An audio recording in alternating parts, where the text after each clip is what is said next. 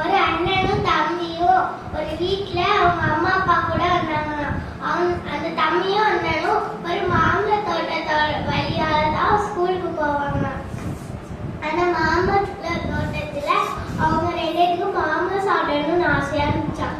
ஒரு நாள் அதனால அவங்க திருடி சாப்பிட்டாங்க. ஆளுக்கு 4 மாம்பழம். அது இன்னொரு நாள் அதே மாதிரி ஆளுக்கு 2 சாப்பிட்டாங்க.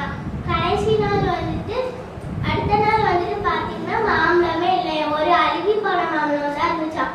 மாம்பழம் வந்துட்டு விவசாயி வந்துட்டு வித்துட்டாங்க. அப்போ அந்த 2 பேரும் அந்த மாம்பழத்துக்கு சண்டை போட்டாங்க. தம்பி வந்துட்டு கிளை உடைஞ்சு கீழே வந்துட்டானா. அண்ணன் வந்துட்டு சின்ன கிளை வந்துட்டு காலுக்குள்ள போயிட்டான். தம்பி சொன்னா அண்ணன் உண்மையை சொல்ல போறேன்னு சொல்லி அவன் வந்துட்டு உண்மையை சொல்லி வந்துட்டு அவங்க அம்மாட்ட சொன்னனால அவங்க அம்மா ஹாஸ்பிட்டலுக்கு கூட்டு போனாங்க.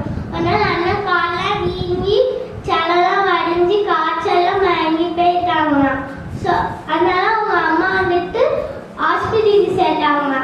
அவங்க தம்பி வந்துட்டு சொன்னாங்க, அண்ணன் இதுக்கு தான் நான் சொன்ன முன்னாலே அம்மாட்ட சொல்லினா உனக்கு இப்படி ஆகுமா? ஓய்வுதர்கள் கத்தருக்கு அறிவிப்பானவைகள் இதயத்தில் சுத்தமுள்ளவர்கள் பாக்கியவான்கள். ஒரு ஊர்ல வந்துட்டு ஒரு விதவை இருந்தாங்க. அந்த விதவைக்கு வந்துட்டு ஒரு பையன் இருந்தாங்க. அந்த விதவை வந்துட்டு ஒரு நாள் மரம் வெட்டிட்டு இருக்க மோஸ்ட்லி எலியா தீர்க்கதரிசி வந்தாங்க. அப்போ அவங்க வந்துட்டு அந்த விதவை கிட்ட வந்துட்டு கேட்டாங்க, எனக்கு கொஞ்சமா தண்ணி கிடைக்குமான்னு கேட்டாங்க. அவங்களும் விறகு எடுத்துட்டு வீட்டுக்கு போய் தண்ணி கொடுத்தாங்க. எலியா தீர்க்கதரிசி சும்மா இல்லாம எனக்கு கொஞ்சமா தோசை சுட்டு தந்தாங்க. அவங்க வந்துட்டு சொன்னாங்க, எனக்கு ஒரு பையன் இருக்கிறான், நானும் ஒரு சோறு சுடுறதுக்கு மாவும் 3 சொட்டு எண்ணெயும் தான் இருக்கா. இல்லை நானும் என் பையனும் சாப்பிட்டுட்டு பசியால சாகலான்னு இருக்கோம். நாங்க அவங்க வந்துட்டு எலியா தீர்க்கதரிசி சொன்னாங்க, நீ என்கிட்ட சாப்பாடு கொடுத்துட்டு நீ எங்கனாலும் போ அப்படின்னாங்களா.